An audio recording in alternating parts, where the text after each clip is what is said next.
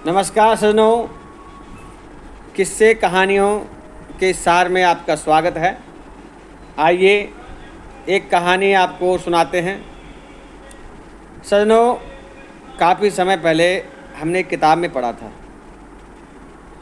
देखो, किताब का नाम आपको क्या है कुछ याद नहीं है, लेकिन पढ़ा कहानी याद है कुछ। यह पढ़ा होगा हमने करीबन सन 2000 के आसपास, सुना या पढ़ा, कुछ पढ़ा है या सुना कुछ विशेष याद नहीं है, लेकिन वो कहानी याद है। आइए सुनो, कहानी प्रारंभ करते हैं। कहानी इस प्रकार है कि एक जोड़ा मियाँ बीवी थे। दोनों बड़े सुख शांति से रहते थे, किसी बात की कमी नहीं थी। लेकिन उनके एक बड़ा भारी दुख था कि उनके कोई संतान नहीं थी। तो संतान के लिए वो जगह जगह मारे मारे फिरते थे। साधु संतों, मंतों, मंदिर, जो कोई जहाँ बताता वह संतान के लिए दर दर की ठोकरें खाते थे। एक दिन एक जगह वह ऐसी जगह पहुंच गए, किसी ने बताया कि एक महात्मा जी हैं, जो मांगो वो देते हैं। सज्जनों, वह जब महात्मा जी के पास गए तो कहते हैं वहाँ उन्होंने महात्मा जी के पास हाथ जोड़ कर कहा, हे महात्मा जी, आपके चरणों में हमारा नमस्कार है। हम बड़े परेशान हैं, हमारी शंका का समाधान कीजिए। कोई सरल सा जल्दी से क्या जगने वाला उपाय हमें बताएं, हम बड़े परेशान हैं, हमारे कोई संतान नहीं है। आप कोई ऐसा उपाय बताइए जिससे हमारी संतान हो। तो संत जी ने कहा, संतान तो हो जाएगी, मगर एक शर्त है। संतान तो हो जाएगी, लेकिन एक शर्त है। जैसे संतान हो जाए तो तुरंत उस संतान को होने के बाद तुम मेरे पास उसे लेकर आओगे, मेरे पास लेकर आओगे और मुझसे कोई सवाल नहीं करोगे, ठीक है? ऐसा करते रहोगे तो तुम्हारी संतानें होती रहेंगी। जिस दिन तुम मेरे से सवाल करना बंद कर दोगे, सवाल करना शुरू कर दोगे, उस दिन से तुम्हारी संतान होना बंद हो जाएगी। क्या तुमको मंजूर है? उन्होंने कहा, महाराज जैसे आपका आदेश, जैसे आप कहोगे वैसे कहेंगे। सज्जनों, जब उंगली फंसती है ना, हमारे संत कहते हैं कि बंदा भगवान के आगे या संत महात्मा के आगे कब जाता है? जब या तो जाता है आट में या आता है खाट में, और जो उस टाइम वो कहो, जो वचन कहो, वो सब हाँ हाँ हाँ हाँ करता, लेकिन काम हो जाने के बाद वह घूम जाता है और भगवान को भी घुमाने लगता है। याद रखना, अगर तुम्हारा काम हुआ है तो तुम्हें जो कहा गया तुम्हें भी वैसा ही करना। अगर नहीं करोगे तो उसकी सज़ा तुमको मिलने वाली है, इसमें कोई दराई नहीं है। आई सज्जनों, भगवान की कृपा हुई, उनके घर में 10वें महीने एक संतान हुई, एक दंपति के यहाँ।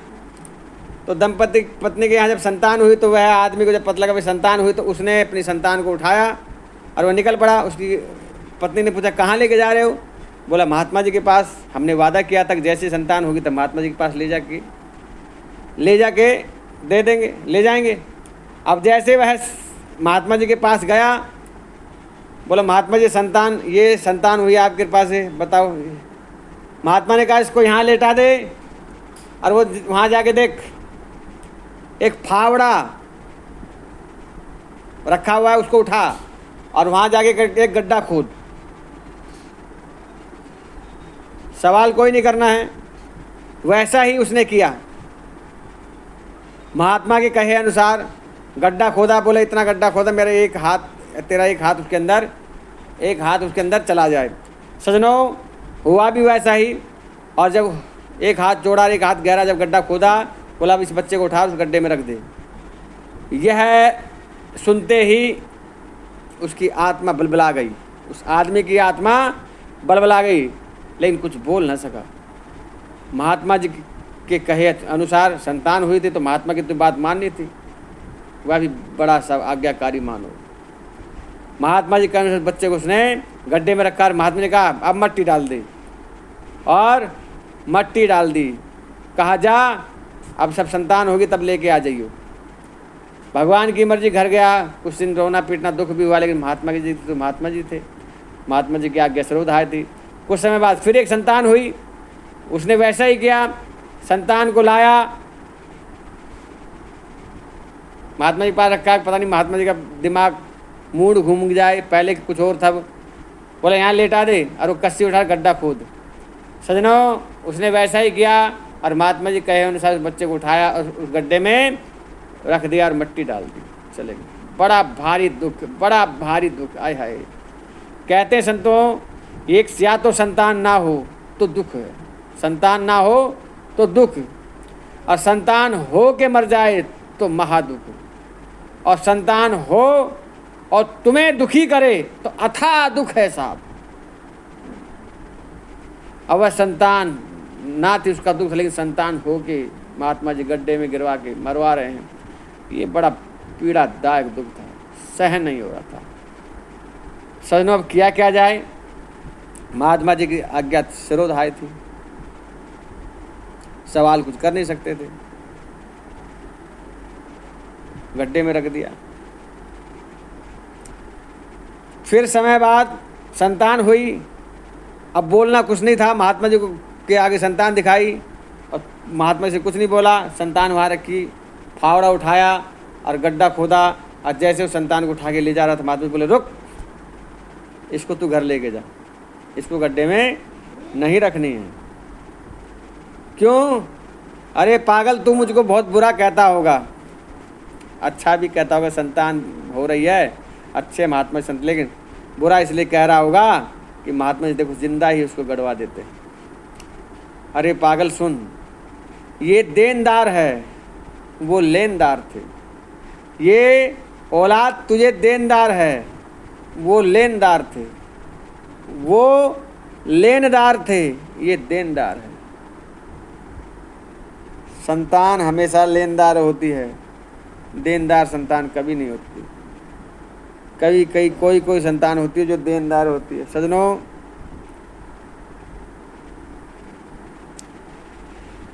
अब देखो वो घर चला गया, लेकिन घर ले जाने से पहले कहते ध्यान रखियो। तो वो जो आदमी था सजनों, वह वैद्य का एक डॉक्टर, वैद्य हकीम था, वो लोगों का इलाज करता था जड़ी बूटियों से।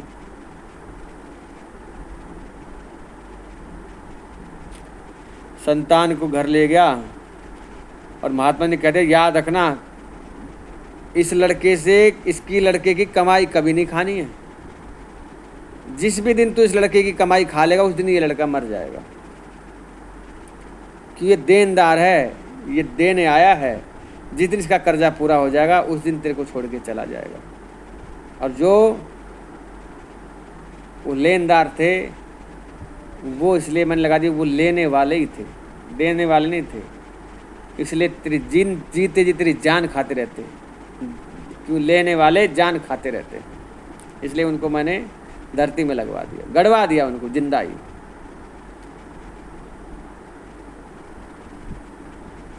सजनों, संतान को घर ले गया, बड़े नाज से बड़े लाडों से पाला, एक संतान थी, इसके बाद कोई संतान होनी थी नहीं, हुई भी नहीं। जब वह संतान बड़ी हो गई सजनों,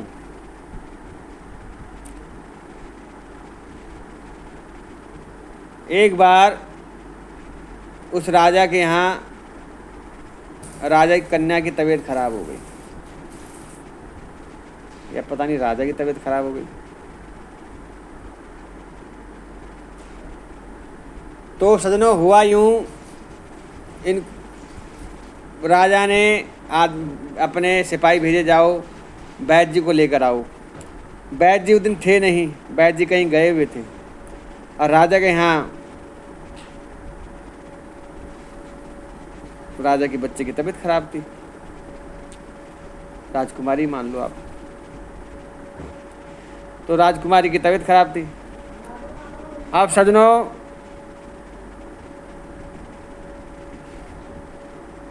बोला वैद्य जी कहाँ हैं?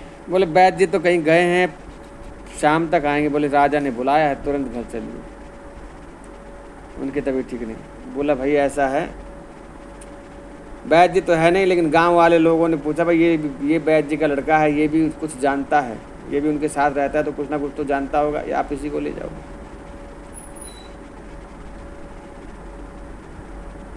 लेकिन सजनों हुआ भी यूँ, वह वैद्य के लड़के को ले गए। वैद्य के लड़के ने जो अपने पिताजी सीखा था वैसा ही इलाज किया, दवाई दी, वो ठीक हो गया। अब ठीक हो गया तो उसकी मान बढ़ाई, उसे कुछ देने लगे। सजनों, लड़के को कह रखा था कहीं किसी से कुछ लेना नहीं, कहीं किसी से कुछ लेना नहीं है। उसने राजा से कहा कि राजन, मेरे पिताजी ने किसी चीज़ के लिए मना किया है, मैं आपसे कुछ नहीं ले सकता, जो कुछ देना है मेरे पिताजी को देना, मैं नहीं लूँगा कुछ भी। अब राजा ने सोचा कि कुछ नहीं ले रहा है, अस्परियाँ मतलब सोने की अस्परी क्या कहते हैं, सोने की सिक्के जो थे वो देना चाह रहे थे, लेकिन उसने नहीं लिए। अब हुआ यूँ सजनों, राजा ने दिमाग लगाया क्या किया जाए। तो उसने एक बैंत अंदर से खोखला, उसमें सोने की अस्परियाँ भर दी, इतनी भर दी कि आवाज़ तक नहीं आई, और कहा एक काम करो, हमसे मत ले, लेकिन ये बैंत ले जाके अपने पिताजी को दे देना। उन देखो बुजुर्ग हो गए, उनको लिए तो बोले हाँ हाँ पिताजी के लिए तो आप, मैं कुछ भी कर सकता। अब सजनों, वह जैसे घर आया, वह लड़का बीमार हो गया, चारपाई पर लेट गया। जब वह लड़का बीमार हो गया, उसके पिताजी जब घर आए तो उन्हें देखा, अरे लड़का कैसे बीमार हो गया। पता किया कहाँ गया था, बोले राजा के यहाँ गया था, राजा बीमार था, राजा के यहाँ भी कोई बीमार था, उनका इलाज किया है। तो वैद्य ने तुरंत पूछा, सच सच बताओ, वहाँ से कुछ लेकर आया है ये? बोले नहीं कुछ नहीं लाया। नहीं बोले कुछ ना कुछ तो लाया होगा, राजा ने कुछ दिया? बोले नहीं कुछ नहीं दिया। फिर लास्ट और पूछे, बोले क्या दिया? बोले ये बैंत दिया है, वो भी आपके लिए, बैंत दिया है, बैंत। बस ठीक। अब वो लड़का खूब सा इलाज करे, लेकिन वो लड़का ठीक ना हो। वह वापस वहीं गया महात्मा जी के पास, जिनकी कृपा से वह संतान होती। महात्मा जी जिसने पूछा, बता इस लड़के से कि ने कोई कमाई करके दिए तुझे? इसी लड़का ही बीमार हो गया, नहीं बीमार हो नहीं सकता था। बोले नहीं, मैंने आज तक एक अन्ना भी इससे कोई कमाई नहीं खाई है। बोले नहीं। बोले कैसे बीमार हुआ? महात्मा ने पूछा कि ऐसे बीमार हुआ, पता लगा कि राजा के यहाँ गया था, राजा के यहाँ कुछ नहीं लाया, लेकिन एक बैंत ले आया, और बस तब से बीमार पड़ा। महात्मा ने कहा उस बैंत को लेकर आ। सजनों, जब वह बैंत लाया तो महात्मा जी ने उस बैंत को एक पत्थर के ऊपर मारा, तो बैंत टूटा, और उसमें सोने की गिन्नियाँ ऐसी ठन ठना आवाज़ आने लगी। महात्मा ने कहा, देख मैंने कहा था ना एक भी आना है, ये देख आज इसका कर्जा पूरा हो गया, अब ये लड़का तेरे बचेगा नहीं। वह संतान साहब मरने को तैयार हो गई।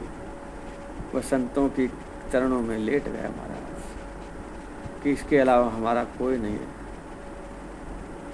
संत ने कहा कर्जा था तो पूरा हो।